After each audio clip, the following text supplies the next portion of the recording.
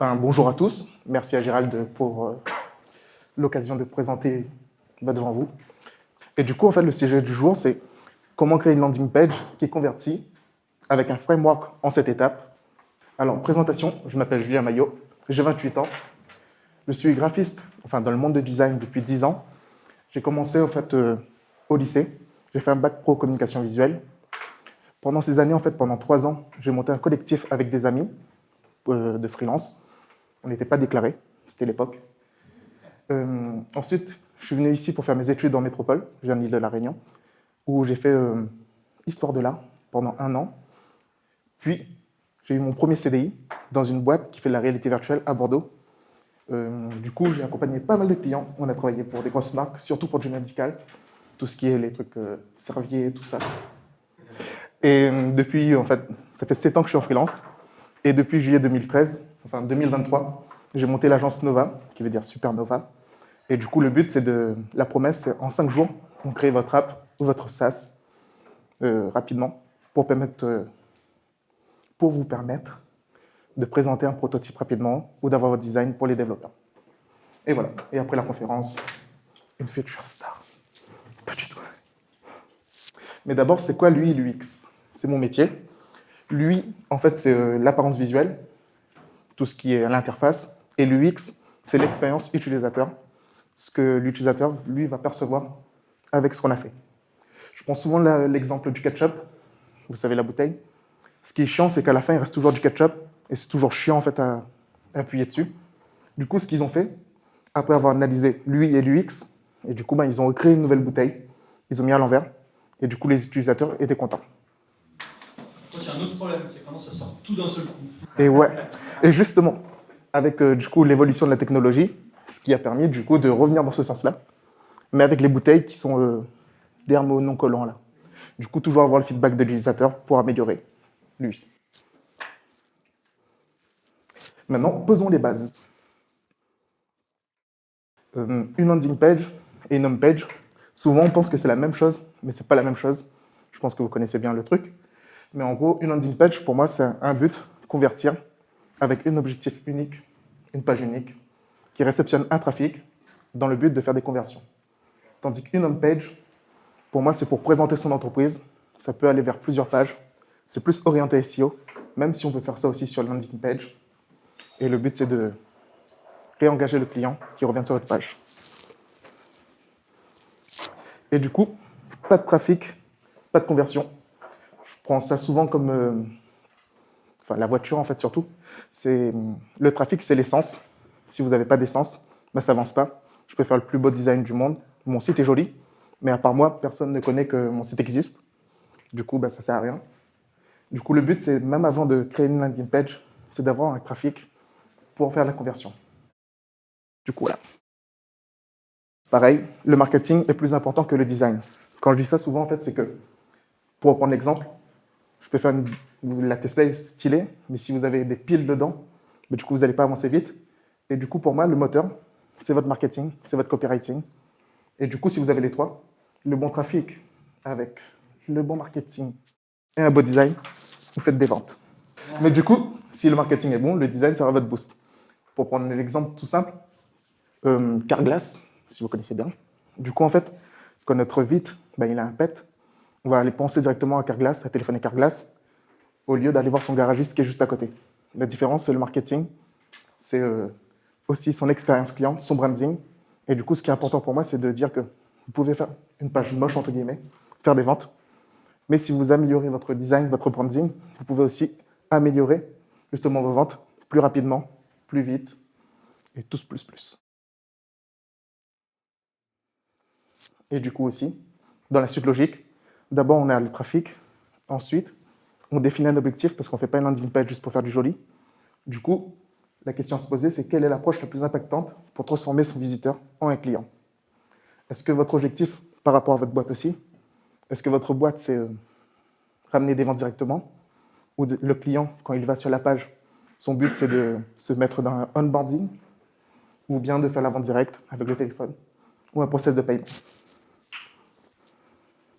Maintenant, le design. C'est la compréhension de l'information passe par le visuel. Une fois que vous avez défini votre trafic, l'objectif de votre page, maintenant on va poser le visuel. La hiérarchie plus le contraste est égal transmission. Pour moi, c'est les deux choses les plus importantes qu'il faut retenir. En fait, c'est surtout, ne faites pas du joli pour faire du joli, mais surtout structurez votre page. En gros, hiérarchie, c'est la disposition de l'information. Un truc simple, c'est que tu vas lire ça en premier, ensuite ça, puis la petite phrase en haut. Du coup, sur les sites, ce qu'on voit souvent, c'est que tout est à la même hauteur. Tout n'est pas en gras, tout est un bloc de texte. Le but, c'est de structurer sa page pour être plus lisible. Et pareil pour les couleurs, la typographie. On peut mettre du bold, par exemple, pour les titres, et des typos classiques pour la suite. Les couleurs, ce qu'on dit, les différences entre l'opposition, les différences oppositions, pour le contraste. Ce qui est important, c'est que vous ayez du contraste sur votre page. Exemple, la méthode 6-3-1 que j'utilise, c'est 60%, c'est la couleur globale de votre site, 30%, c'est les textes, et 10%, ça donne la couleur de votre CTA. En gros. Oui, vas-y. Oui, vas-y. Je stresse. Ouais, ça arrive. Oui, je rajouterais une chose aussi, c'est que par rapport à la hiérarchie du texte, là, par exemple, dont tu parles, ça va être directement lié finalement à votre positionnement et au marketing de votre boîte. Parce que ce que tu vas dire en premier, comme tu disais, ça va être par exemple ta promesse principale du style, tu vois, comment vivre l'immobilier, je sais pas quoi. Et après, ça va, tous les autres points vont finalement sous-tendre cette promesse. Et comme tu disais, c'est-à-dire que l'ordre visuel que vous allez voir, en fait, ça va venir, ce que tu vois juste en dessous, par exemple, ça va être une sous-promesse, etc., etc. Et ça a vraiment un rôle qui est super important, même dans la pub aussi. C'est pas que les pages, je viens rajouter ça pour... Exactement. En fait, vraiment, il faut se dire que le titre, tout le monde va le lire peut-être, mais 20% vont lire vraiment tout votre bloc de texte en fait, qui est dessous. Du coup, avoir un titre impactant, c'est très important. Petit tips, toujours aligner le texte à gauche. Je vois souvent des sites avec des textes centrés, des gros blocs de texte. Et en vrai, le but, c'est de toujours aligner le texte à gauche. On est en France, on lit de gauche à droite, du coup, le mieux, c'est ça. Le CTA, visible 80% du temps. Quand je dis 80% du temps, c'est que quand on scrolle, le mec, il a une seconde, entre guillemets, une microseconde, pour décider s'il veut convertir ou pas par rapport à votre offre. Du coup. Comment tu sais ça? Parce qu'en vrai, si tu vois... en gros... 80%, c'est des études, quelque chose. C'est mon étude. Ouais, t'as analysé des pages.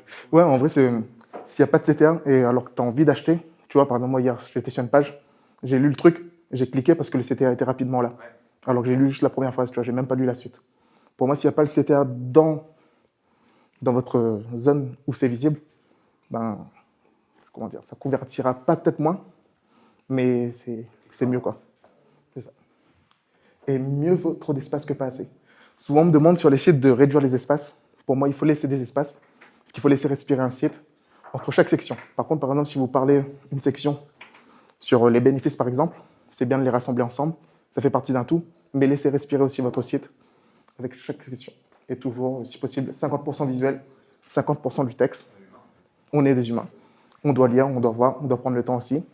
Et on doit transmettre surtout un message. Du coup, le visuel et le texte doivent être en rapport aussi. Ne pas utiliser des short stops.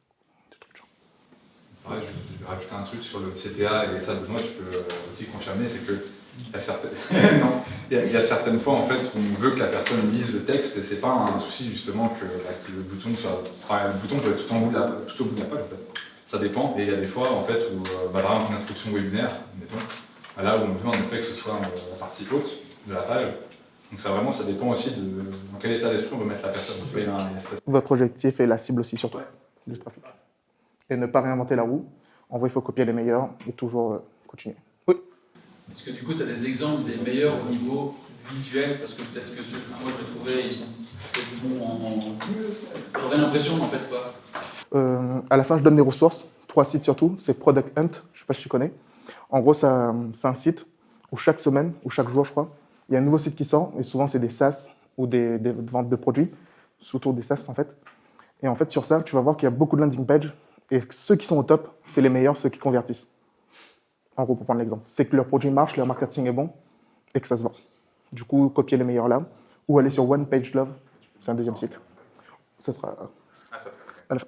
Yes. Petite question par rapport à tes tips là, l'alignement du texte à gauche et le visuel à droite, ça c'est plutôt pour les landing pages ou c'est propre à landing page, home page? Là, c'est vraiment design, tout ce qui est design. Donc page produit, c'est pareil. Pour moi, c'est la même chose. En fait, surtout, il faut dire, enfin, quand je dis aligner le texte à gauche, c'est Non, mais j'ai compris, ça veut dire mettre à gauche le texte et mettre éventuellement le visuel. pas obligatoirement. C'est-à-dire que tu peux avoir un visuel ici, e-commerce surtout. C'est le visuel d'abord et ensuite le texte. Ah, ok. Mais je veux dire surtout la lecture du texte. Ok. Ne pas mettre en centré, par exemple, tout ton texte. Surtout ça. Et du coup, mon framework en cette étape, c'est pas parfait, c'est pas le meilleur non plus, mais pour moi, c'est ce qu'il faut minimum sur un site pour que ça marche et pour que ça convertisse, entre guillemets. Pour moi, du coup, il y a le 1, c'est l'aérosection, la section la plus importante, ce qu'on voit en premier. Du coup, en gros, si ça ne marche pas, le reste ne sert à rien, du coup, sur votre site. Et le dernier FAQ, je parle tout de suite, en gros, plus on descend, plus les personnes vont partir. Du coup, le but, c'est d'arriver sur les 3 premières sections à le vendre plus rapidement. Cette section et cette section ne doivent pas bouger. Par contre, tout ce qui est au milieu, ça bouge en fonction de votre cible. C'est-à-dire que si votre cible préfère avoir directement la présentation de votre entreprise, on peut le mettre en deuxième aussi directement. Tout dépend de comment vous voulez convertir. Oui. Et du coup, le CTA en 6, est-ce qu'on met un truc avant ou pas pour amener au CTA? Entre bénéfices et preuves sociales, par exemple. Pour moi, en fait, c'est toutes ces sections. Il y a un CTA dans chaque section, obligatoirement. Le CTA ici, pour moi, c'est la dernière zone, entre guillemets, où il doit se décider. C'est-à-dire que c'est vraiment un gros carré dédié à un CTA. Je vous montre ça aussi en détail de toute façon. Et du coup, les 3 premières, pour moi, c'est plus important. C'est pour ça que je mets dans cet ordre. Ça passe par l'émotion pour la personne qui visite le site. C'est sur ces 3 premières, pour moi, qui vont acheter. Et le reste, c'est la raison. C'est-à-dire qu'il va penser dans le mental. Pourquoi? Comment ça marche? Pour être rassuré. La présentation, pour être sûr que c'est des humains d'hier. Le CTA pour justement rappeler tout ce qu'il a vu en haut et lui donner l'action. Et la FAQ pour se rassurer encore. Du coup, hérosection, la première impression est toujours la bonne.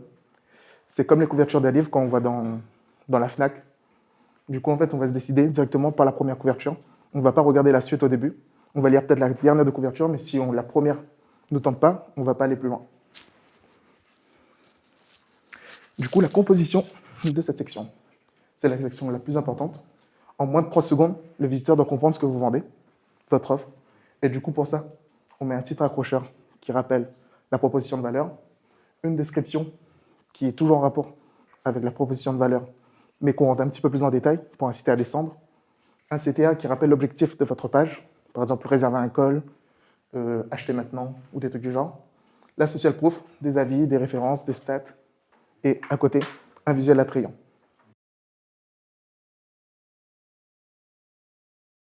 Les 2 structures types, du coup, maintenant que je propose, en fait, souvent, ce que je vois sur les héros-sections, c'est que le visuel est de ce côté et le texte de l'autre côté. Ça marche quand on est les pays du Moyen-Orient, quand on lit de l'autre côté. Mais dans notre logique à nous, en vrai, 90% des sites, je pense, c'est basé sur ça. Il ne faut pas changer parce que c'est comme ça que l'utilisateur voit. Et c'est la meilleure structure. Peut-être pas la vraie, mais pour moi, c'est la meilleure structure. Du coup, on met le logo en haut, votre titre, une description, le CTA en gros, avec votre couleur principale. De la réassurance ici, ou la réassurance un petit peu plus bas, votre visuel. Et après, il y a la deuxième façon, c'est vertical centré. Mais là, c'est plus si vous êtes un SaaS, et vous allez tout aligner avec dessous votre visuel de votre SaaS. Quelques exemples, toujours pareil. Le titre, une description. Il faut savoir que mes maquettes, ils ont que du lorem ipsum, il ne faut pas chercher plus loin. Mais en gros, c'est pour savoir la structure. La réassurance qui est ici, et un petit peu aussi dans les visuels. Une deuxième. Celui-là, c'est pour Johan, je crois, c'est son site. Du coup, pareil, un titre, la hiérarchie, comment on lit, prendre rendez-vous. Ça coûte combien, ça? Cher. La réassurance qui est en bas. Ici, un visuel qui est toujours en rapport avec ce qu'il vend. Et la réassurance aussi en bas avec des logos. Il y a une police tarif, ouais. Oh, tout dépend de ton trou. Pareil pour Ibli.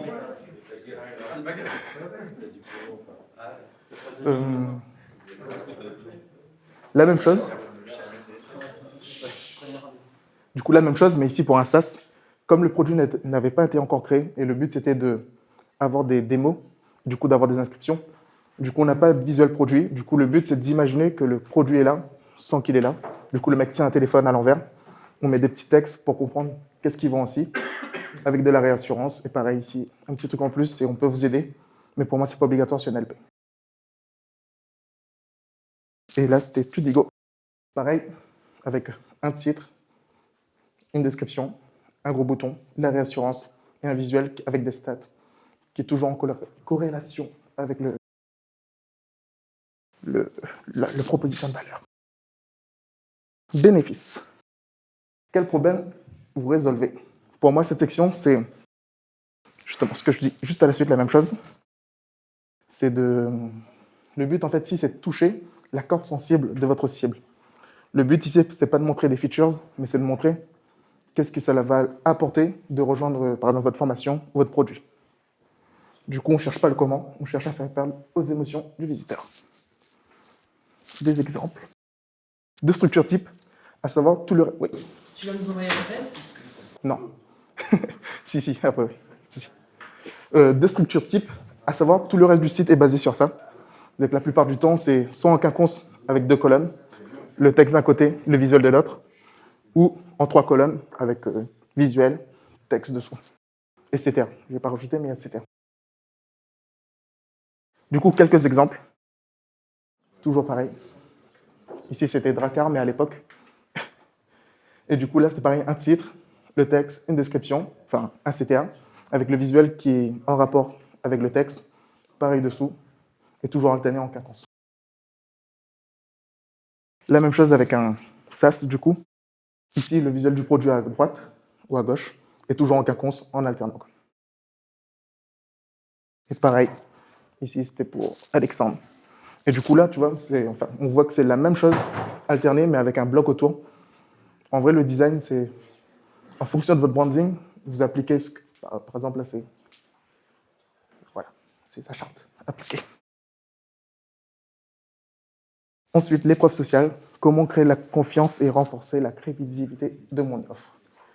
Cette section, en fait, c'est, comme c'est écrit, comment je peux renforcer la crédibilité avec des témoignages et des succès des clients. Comment créer la plus forte impression possible en misant sur la qualité, enfin la quantité surtout. Et le but, c'est d'appuyer vos arguments et démontrer l'efficacité de votre offre. Ici, pareil, avec le visuel, si vous avez des personnes connues, on peut mettre en gros, avec des chiffres clés et leur témoignage. Toujours le CTA affiché. Julien, oui. Très souvent, la preuve sociale, on essaie de trop faire vrai alors qu'on a collecté la preuve sociale un peu à l'arrache. Comment on fait pour pas que ça passe pour un fake? Parce que souvent, ça peut aussi être un contre-argument en fait. Ça peut être une option de réalisme du mal, un truc de doute. Notamment, William, il a eu le cas dans ses messages. Parce que c'était fake. Oui, c'était fake, c'est ça. En fait, moi, c'est pas ça, c'est comme ça va, il fait ça, maintenant, je fais que ça marche. Du coup, comment on fait pour pas que ça paraisse fake? Est-ce qu'il y a quand même des codes Mettre des vrais visuels. Mettre des vrais visuels. C'est-à-dire ne pas mettre des visuels justement de Shutterstock ou autre. Je mets sous les sites, mais c'est temporaire normalement. Et du coup, le but, c'est de mettre vraiment leur visage, si vous avez des vrais visages. Même si la photo est mal tirée, c'est de mettre un vrai visage derrière. Ou justement, avec des vidéos aussi. Si vous avez des vidéos clients, c'est bien aussi. Avec justement une mini-description qui rassure. Et toujours un CTA. Pareil, si vous avez des vidéos en vertical, ça passe aussi. Oui. Justement, là, sur tes maquettes, ça rend toujours super bien, les témoignages. Et moi, quand je les intègre, en fait, ça défonce la maquette parce que les photos sont horribles. Du coup, comment est-ce qu'on peut faire pour avoir un truc qui fasse pas fake, mais qui soit pas moche? Canva. Si vous n'êtes pas graphiste, la meilleure solution, c'est Canva. De reprendre le même dimensionnement de l'image et juste de remplacer l'image. Parce que souvent, en fait, c'est ça qu'il n'y a pas d'image d'aperçu ou l'image est pixelisée. Du coup, le but, c'est d'avoir la meilleure photo quand même du client. J'ai juste réalisé aussi parce que les témoignages, c'est aussi dans les campagnes pub, du coup. C'est simplement un process, un brief, en fait, dont tu demandes, par exemple, quand tu s'enregistres, tu vas demander un certain type de luminosité, un certain cadrage, etc., pour que ce soit uniforme, en fait, entre toutes les vidéos. Mais dans les faits, les témoignages qui sont en stock, c'est jamais comme ça. Ben justement, La tu banque, fais en sorte que ce soit comme ça. Oui. Mais dans les faits, nous, on récupère des banques de témoignages, en général. Ouais. Mais, en tout cas, c'est comme ça que tu fais si tu veux. Oui. Uniformer, parce qu'en effet, tu peux faire du travail post-prod, mais c'est galère. Du coup, on laisse tomber les témoignages screenés à l'iPhone avec le truc en rouge comme ça, avec le doigt, on ne fait pas ça. Non. Ça peut, je pense. Ça peut marcher aussi, ouais, ça peut. Hein. Tout dépend. Est-ce que tu vends plus cher des trucs qui paraissent faits à la main que des trucs trop bien faits, tu vois? Genre, par exemple, nous, on vendait on vend un outil qui t'aide à estimer tes travaux, tu vois. Et c'est juste un tableur Excel. Et aujourd'hui, on nous a dit, prof, tu fais pas une appli. Bah, le tableur Excel, on le vend 500 balles. L'appli, je crois que je vais la vendre combien? Je vais vendre 10 euros, 5 euros. Donc ce que je veux dire, c'est juste que des fois, il y a des trucs qui sont faits à la mano et que tu peux vendre plus cher, parce que ça fait homemade plutôt qu'un truc que tu lis, c'est tout. Ça dépend du business que tu Ça fait plus vrai, je trouve, même si c'est dégueu, tu dis, ok, là, ils ont pas indiqué le truc. Genre, par exemple, nous, on laisse parfois les fautes d'orthographe, on fait exprès de les laisser, histoire de dire, bah ouais, c'est plus vrai, quoi. C'est dans le cru, quoi. Après, tout dépend de ta cible, justement. Oui. Parce que je pense que... Voilà. Ça dépend de ta cible. Si c'est du make money, je pense que l'instant, ça passe. Tu vois. Et du coup, pareil, avec des vrais visuels, justement. Si vous avez du Trustpilot, aussi mettre avec un lien qui renvoie vers la page de Trustpilot. Mais le mieux, c'est qu'il reste sur cette page, du coup, ne pas mettre en plus. Comment ça marche? Pour moi, c'est la section où là, vous allez justement rassurer le client. Au début, vous avez vendu du rêve et maintenant, vous allez dire qu'est-ce qu'il va obtenir après clic. Du coup, c'est l'après-clic. En gros, faire le pont entre maintenant et l'après-clic, justement. Rassurer sur le process, expliquer le fonctionnement ou les étapes clés, fournir des exemples concrets ou des scénarios illustrés pour illustrer chaque étape.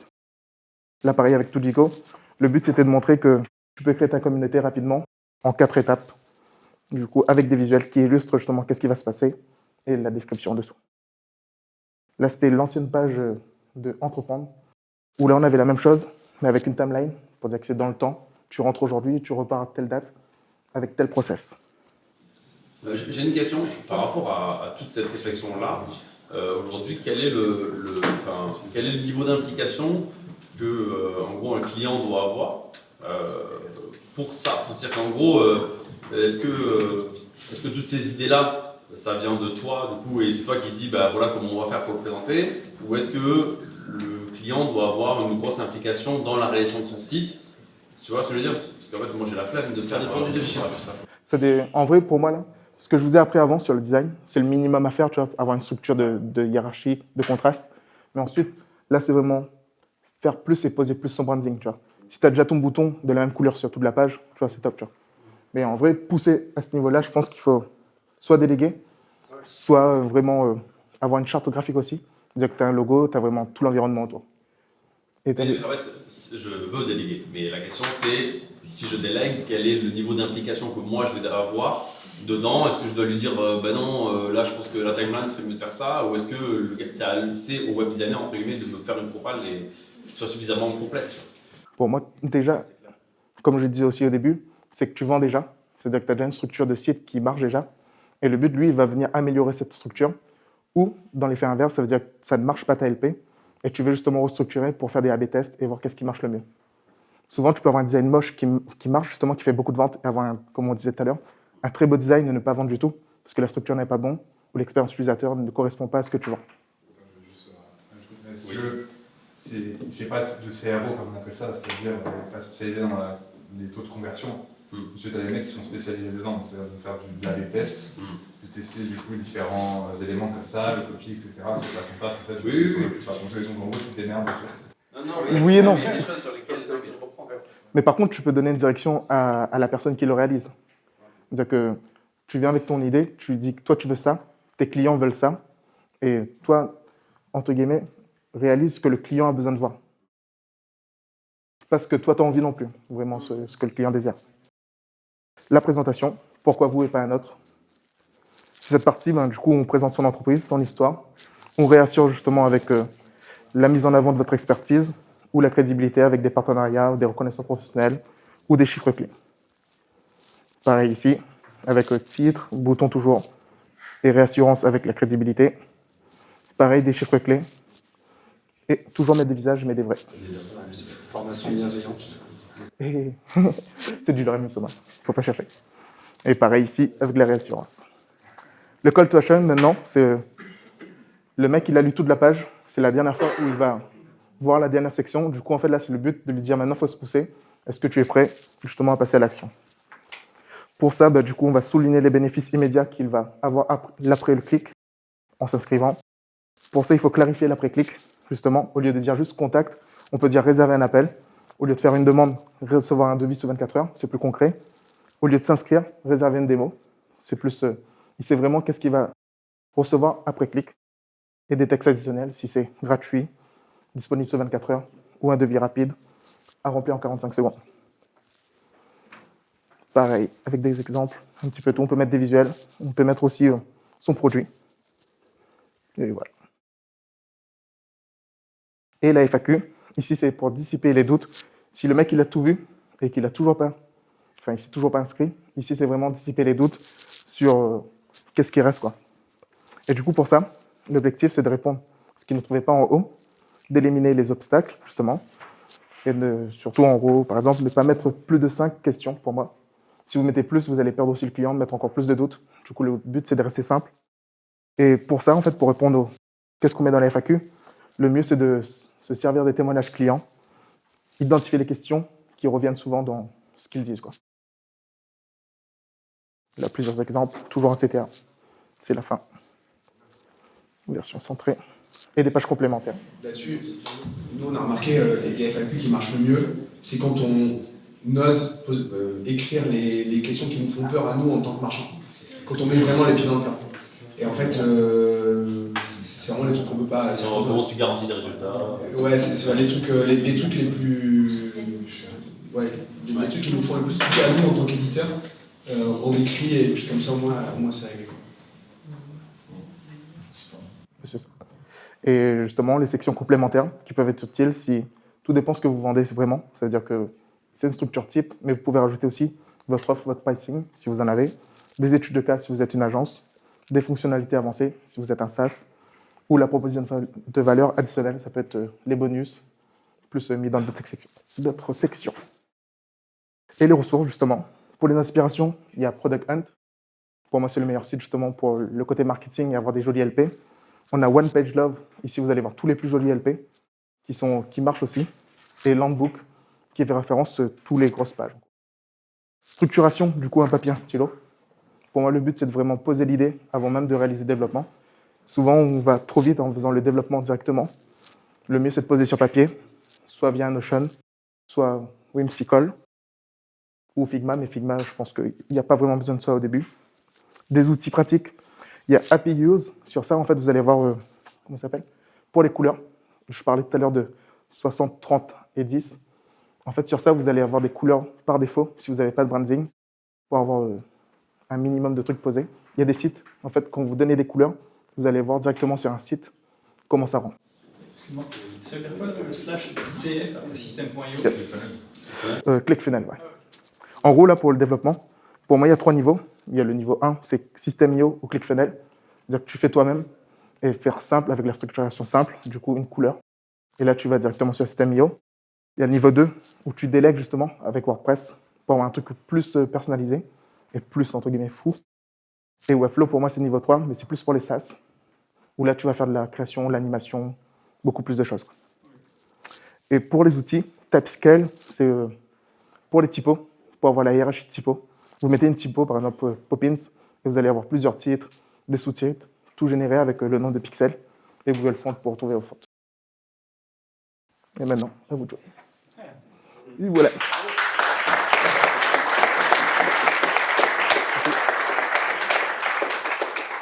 Avez-vous des questions? Est-ce qu'il y a des questions? Ça coûte combien? Prends un Calendly, il va t'envoyer un Calendly. Très souvent, quand on fait des trucs moches, c'est quand on veut sortir d'une structure, qu'on veut faire trop d'originalité. Et là, tu nous as montré, en fait, c'est hyper standardisé. Et on peut faire du beau d'une base standard, en fait. C'est ça qui est... Moi, c'est un peu ça qui me... Enfin, je ne sais pas très bien l'exprimer, mais j'ai un peu l'impression que tout est... C'est souvent des blocs et après, c'est juste du paramétrage de blocs, en fait. Souvent, c'est ça, en fait. Avant de faire le design, moi, je fais vraiment un wireframe. C'est-à-dire que je mets des gros blocs et je fais glisser des textes dedans, un style d'écriture par rapport au branding de la personne. Le plus gros travail que j'ai à faire, moi, souvent, c'est sur les visuels et l'esthétique. En vrai, sans ça, les bases, ça reste toujours la même chose. Du coup, c'est juste des blocs à glisser, quoi. Du coup, on est d'accord dans le fonctionnement, c'est que tu as, par exemple, si je veux déléguer, je dois prendre un copywriter qui va me faire toute la copie de la page et ensuite toi tu l'intègres, c'est ça? Vraiment de personne. Pour moi, d'abord, le copywriting est plus important, le marketing, savoir ce que tu vends, est-ce que ça marche ou pas, et ensuite déléguer, mais dans un deuxième temps. C'est-à-dire, pour moi, le design n'est pas obligé d'être dès le départ. Mais par contre, structurer sa page est important dès le départ. Tu vois, même si tu ne fais pas un design ouf, tu peux faire quand même de la structuration sur ton site. Des trucs de base. T'as pas parlé de Hotjar. Ouais. Je n'ai pas parlé de trucs techniques marketing, mais Hotjar, c'est très important justement pour savoir jusqu'à où l'utilisateur va. Et surtout pour savoir dans quel sens remettre aussi les blocs. Imaginons qu'on met dans 1, 2, 3, 4 et la personne reste beaucoup sur la 4. Le 4, on peut remonter plus haut justement pour améliorer la page aussi. Vous utilisez beaucoup Hotjar? Surtout tous les Parce que ça fait pas trop de chargement. En fait, nous on utilise. Quand on lance un projet, on le lance souvent avec déjà beaucoup de trafic déjà de base. Okay. Et nous, ça nous permet de débugger surtout. Parce que nous, en toute bonne conscience, on fait des tests, Gab il fait des tests, Baptiste fait des tests et tout, mais évidemment, tu passes 10 fois au même endroit et tu n'as pas vu qu'il y avait le truc qui buguait, quoi. Et on a vu qu'il y avait plein de bugs. Là, on a vu qu'il y avait un bug là, cette semaine là, grâce à Hotjar. Et on avait un taux de transformation qui était quasiment divisé par 10 d'une journée à l'autre. Okay. Et ça nous permet de voir ce genre de trucs-là. Donc autant pour le côté debug que pour le côté aussi toboggan de ta page, que ça glisse sur toutes les sections de ta page. Il n'y a pas besoin de beaucoup, hein. Tu le fais sur les 100 premières sessions, sur les 200 premières sessions, tu as déjà tu le laisses pas en continu. Non, mais non, il n'y a pas d'intérêt, je pense, à le faire. Enfin, comment on fait, mon gars? Est-ce que tu les regardes tous après toi? Les 100, tu vas les monter En général, on cherche quelque chose. Donc on le met soit au lancement, et là on voit ce qui se passe, soit on le met à un moment d'anomalie, on le réactive, et là on cherche quelque chose. Donc pendant une journée, on va regarder toutes les sessions, par exemple. Mais je pense que Hotjar, c'est un des outils les plus rentables de sécurité qu'on utilise. Ouais. Parce qu'en fait, en 10 minutes, on peut trouver un problème qui bloque l'intégralité du funnel, quoi. Ouais. Et on l'aurait laissé tourner 4 jours, on aurait perdu 4 jours de business. Et ça nous est arrivé plusieurs fois. Moi j'avais des retours que c'était lent à charger, et du coup on pouvait, les équipes elles disaient ça, qu'il y en avait plein qui quittaient la page parce que ça mouline. Vous n'avez pas cette expérience-là. Ça alourdit la page, mais ça n'en est pas au point de empêcher les gens de... Mon CTO, c'est pas même sans ça, non, c'est pas si long que ça. Oui, mais c'est pas au point de bloquer. Qui ne sait pas ce que c'est Hotjar? Parce que là on est rentré dans le truc. Voilà. Hotjar, en fait, ça permet de filmer l'écran comme si vous étiez par-dessus l'épaule de l'utilisateur. Okay. Et donc en fait, alors il y a un minimum de confidentialité, tous les chiffres sont transformés en étoiles. Et en fait, tu vois on voit la souris se déplacer. Très souvent, en plus, quand on lit avec la souris encore. Donc tu vois où les gens lisent. Et on voit le scroll, on voit les bugs. Et puis souvent, c'est dans une résolution qu'on n'a pas l'habitude d'avoir. Soit on est sur ça, soit sur des grands écrans. Eux, ils ont des écrans chelous. Donc on voit que déjà, il y a des petits pétages d'intégration, etc. Et c'est vraiment hyper intéressant de voir où les gens passent du temps sur le site. Un peu comme les caméras d'un supermarché qui voient que dans le rayon du pain, on y passe à chaque fois et qui font des flux de visiteurs comme ça. Ben, Hotjar, ça nous permet de faire ça sur des pages. Ça permet de faire ton client mystère par toi-même. Ouais, si tu regardes par-dessus ton épaule. C'est vraiment ça. Moi, je vois vraiment comme ça. Et on débug pas que la technique, hein. On débug aussi l'UX, potentiellement une incompréhension, et on débug aussi le marketing. En fait, on va voir tout de suite, quand il y a un problème au marketing, on va le voir au comportement de l'utilisateur. Donc c'est pas genre juste la page est pétée. C'est pour ça qu'on met tout le temps en lancement. Comment t'écris ça? Hotjar, H-O-T-J-A-R.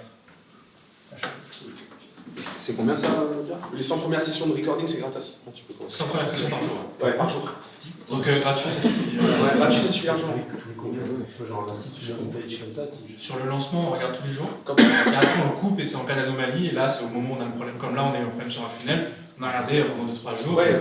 Et là, mais là, le funnel, il tourne depuis une dizaine d'années, quasiment, à peu près, depuis 15. Ouais, c'est ça. Et là, on est divisé par 10 le taux de transfo. Du coup, on a regardé. Et puis on a trouvé. Yoann nous dit en pub, ça fonctionne. Baptiste, il fait un test utilisateur en mode, il fait vraiment l'utilisateur, il voit que ça ne décode pas. Du coup, on dit à Gab, mets-nous Hotjar, analyse-nous les sessions. C'est notre process de test, c'est toujours comme ça. Et ça déconne. Et effectivement, ça déconne. Et c'est Hotjar qui débrouille le truc, donc on l'enlève. On est fait un gratuit là. L'alternative à Hotjar est gratuite. Non, mais c'est gratuit. Enfin, Hotjar, le plan de base, en fait, il n'y a aucun intérêt d'avoir Hotjar en continu. Ouais. C'est comme si tu as une caméra de surveillance chez toi et tu la regardes toute la journée. Tu regardes tout le seul intérêt, c'est si tu vas avoir beaucoup de trafic en une journée, tu veux voir tout le trafic. Par exemple, tu vas faire un lancement, tu attends 10 000 sessions et tu sais que pour une raison X ou Y, tu as besoin de voir plus de 10%, bah là tu vas te dire je vais le prendre en payant. Mais ponctuellement, tu ne vas pas le garder. Mais ce qu'il faut voir aussi, c'est des données qualitatives, c'est-à-dire qu'il faut les analyser, il faut avoir quelqu'un qui les regarde. C'est pas, ça va pas être un Google Analytics, on peut comparer quantitativement d'une semaine à l'autre. Là, c'est vraiment, on reste dessus et on analyse. Nous, on le fait quand il y a des éléments, soit des triggers par le marketing, que ça déraille, ou alors quand on teste une nouvelle chose. C'est ça le truc. Et donc, du coup, on adapte, s'il y a des modifications, ça nous permet de valider ce qui est fait, ce qui est fait au design. Pas hésiter.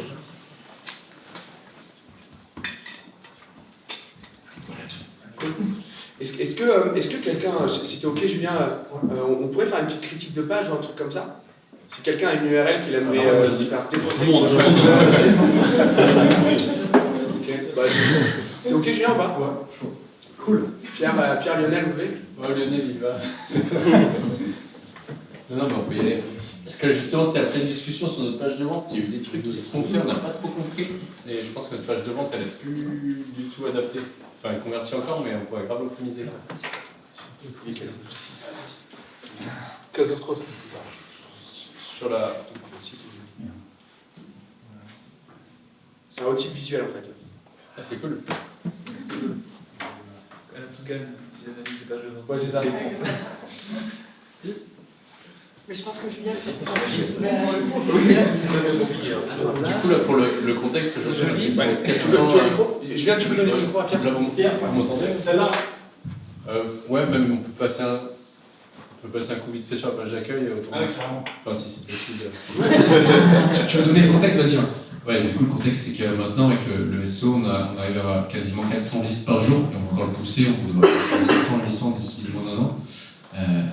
Et il y a quoi? Il y a 1% des gens qui prennent un rendez-vous. Donc là, l'objectif, c'est qu'on optimise la vitesse de prise de rendez-vous sur les visites. En fait. On essaie d'augmenter au moins 20% le nombre de visites par jour. Le nombre de gens qui... Et Théo, du coup, expert SEO, est-ce que à chaque fois qu'on fait du SEO, soit nos textes deviennent lisibles, soit nos pages deviennent moches, est-ce que ça c'est obligatoire ou pas? Attends, j'ai pas compris la question. Très souvent, quand on commence à faire... Non, mais je sais que c'est pas vrai, mais en gros, très souvent, quand on commence à faire du SEO, on enlaidit nos sites, on enlaidit nos pages de... Est-ce que toi, par exemple, quand tu fais du SEO avec des articles longs, tu as une stratégie de call to action, d'ergonomie, ou est-ce que tu le fais naturellement? C'est pas forcément lié, tu n'es pas obligé de casser ton design. Tu fais un template sur ton blog post, tu l'optimises, comme il disait. 1%, moi, ça ne me choque pas. Personnellement, le trafic froid qui vient du SEO, enfin, moitié tiède, ça ne me choque pas. Donc, à voir ce qu'il dit, mais... Et...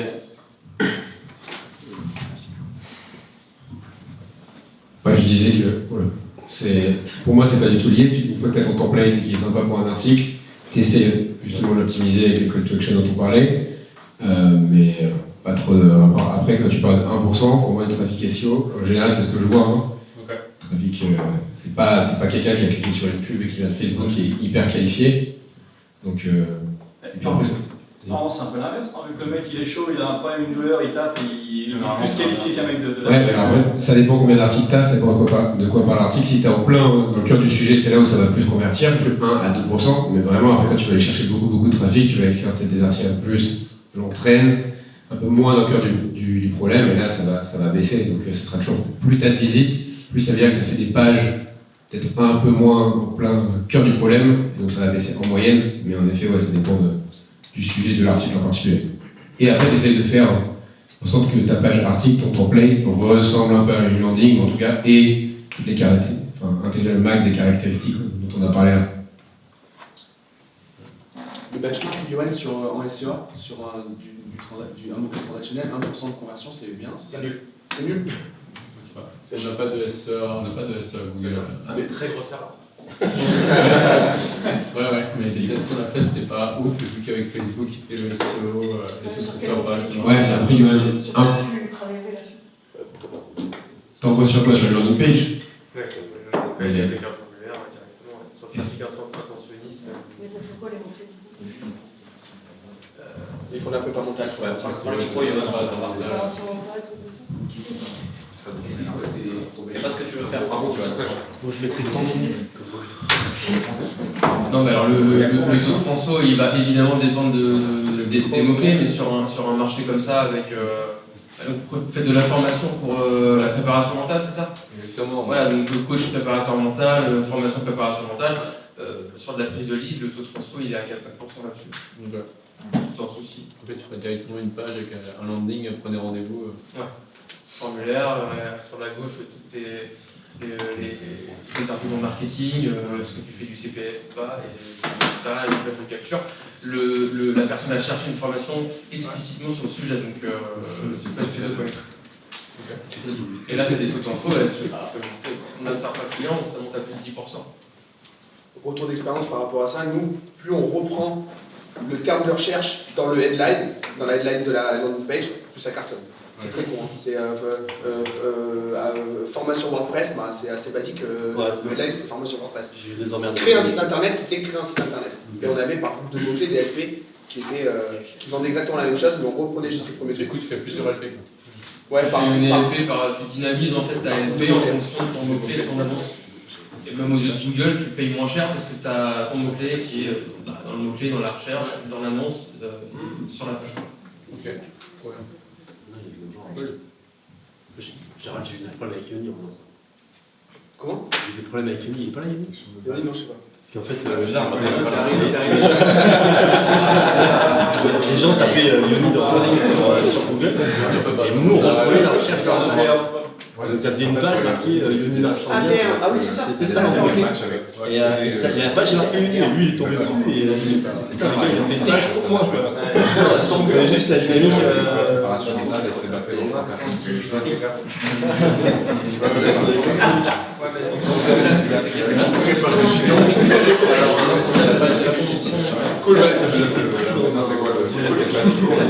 Vas-y Julien, défoncez. Yes. Du coup, déjà, c'est une image. Le texte est dans l'image. Ça, c'est... Je crois que c'est ça. Ah non, Pour Mathilde. Ouais, déjà, juste le texte est dans l'image. Là, c'est la première zone, il n'y a pas de CTA non plus. On l'a peut-être sur mobile. C'est parce qu'ils avaient repris un truc qu'ils avaient imprimé sur un arrière de bus en fait. Ah, c'est...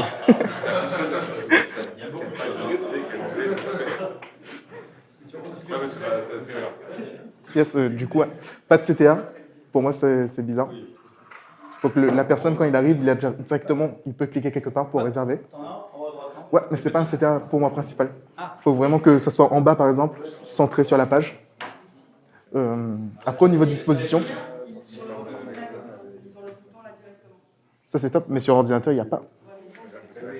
Pour moi, il faut optimiser pour les deux. Souvent, un truc aussi important, justement, comme elle dit, au niveau mobile, si vos utilisateurs sont sur mobile, optimisez pour mobile et même optimisez pour le PC. Et parfois, on peut faire même deux LP très différents parce que des fois, ce n'est pas du tout la même expérience sur mobile comme sur PC pour les personnes. Tout dépend comment votre utilisateur. Par exemple, souvent, c'est les sites e-commerce. On voit comment, par exemple, on voit une expérience affichée, mais pour mobile, ça peut être vraiment très différent, surtout sur les sites e-com. Du coup, ouais, pour moi, ça serait retravailler cette barrière, mettre vraiment du texte qu'on peut sélectionner et un bouton qu'on voit directement dans la première zone. Tu vois, la preuve sociale, il faudrait qu'on la voit directement aussi dedans, tu vois. Et même cette phrase, cette partie-là, en fait. Tout ça, mais dans le même bloc. Tout ce qui est en dessous, quoi.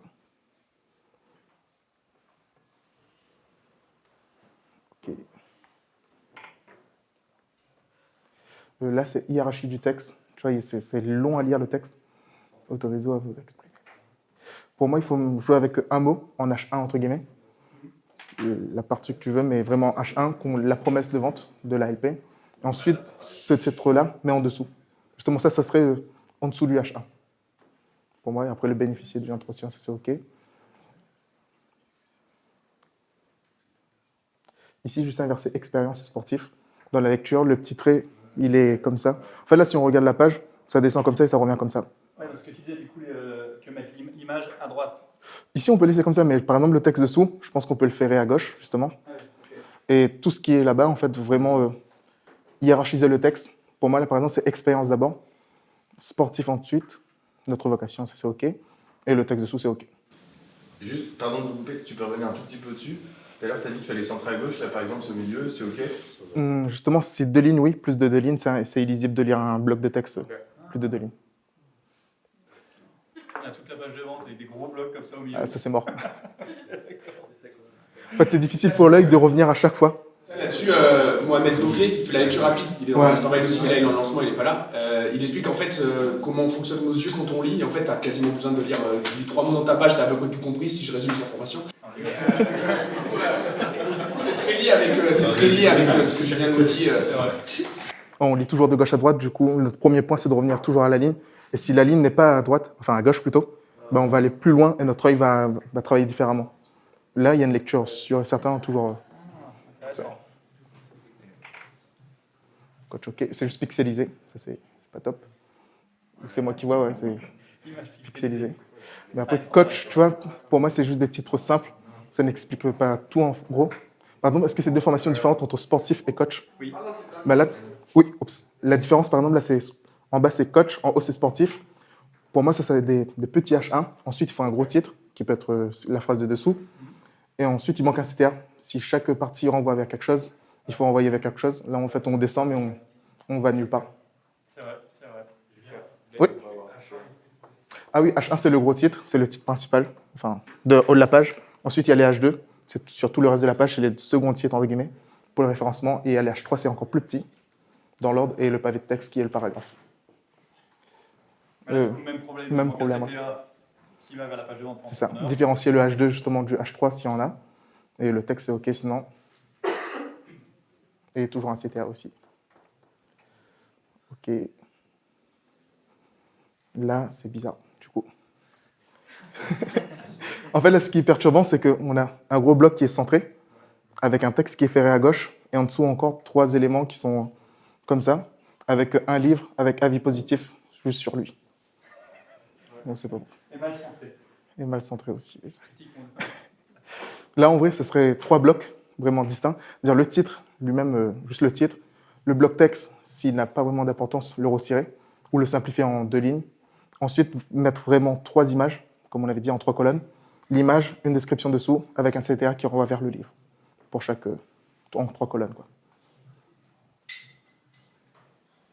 Moi, c'est un peu ça. Mais tu vois, centré, là, c'est bizarre.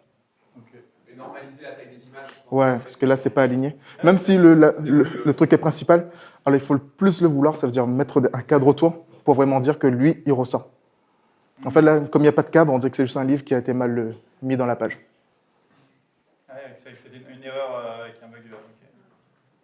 Il parle de nous. Tu vois, ça, on pourrait remonter plus haut, dire dès le départ, en dessous de la première section, le mettre directement pour rassurer directement le client. Ensuite. Okay. La baseline. Là, changer peut-être la vidéo d'aperçu. Je sais pas, c'est là si on clique, c'est une vidéo, et sur le côté, c'est d'autres vidéos. Non, c'est des images.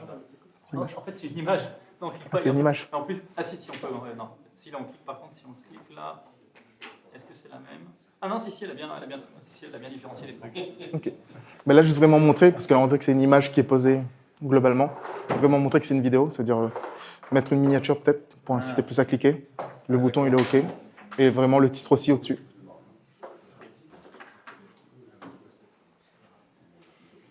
Tu vois, par exemple, là, est-ce que cette section fait partie de la même section du haut?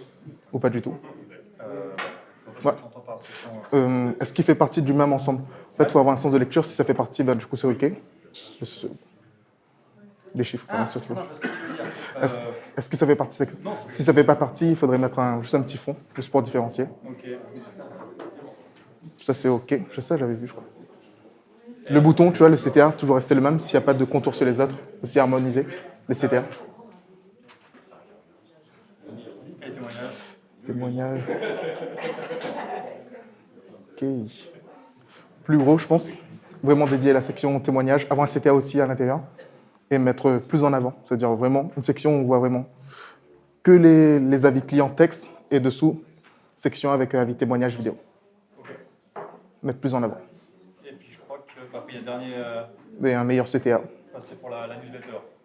Ça, il faut inclure par exemple dans le pied de page et juste au-dessus vraiment faire une zone CTA qui renvoie vers d'autres, les formules, quoi. Ça, tu mettrais dans le pied de page, ça? Ouais. Ok. À part si c'est vraiment un truc important, c'est vraiment dédié, vous pouvez faire un vraiment. Non, c'est pas dédié, non, c'est global.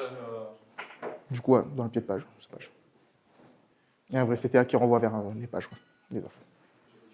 Bah, merci. De rien. Nous,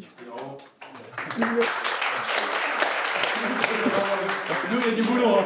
Ah, mais c'est lui, hein. Tu vas nous faire.